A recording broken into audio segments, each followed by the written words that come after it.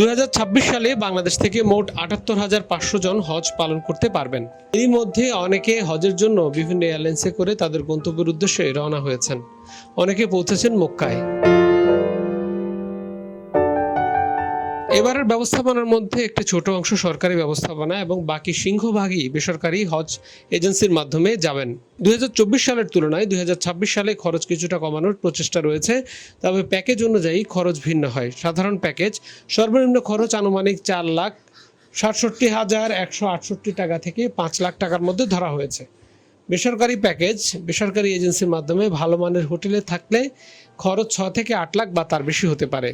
খরচ কমার কারণ: বিমান ভাড়া কিছুটা কমানোর কারণে এবার সামগ্রিক খরচ কমেছে। নিবন্ধন: 3.5 লাখ টাকা জমা দিয়ে প্রাথমিক নিবন্ধন করা হয়েছে।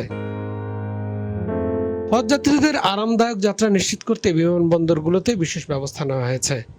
মক্কা রুট ইনিশিয়েটিভ এই প্রকল্পের অধীনে হজযাত্রীরা ঢাকা হজরত শাহজালাল আন্তর্জাতিক বিমানবন্দর থেকে সৌদি আরবের ইমিগ্রেশন ও কাস্টম প্রক্রিয়া সম্পন্ন করতে পারছেন।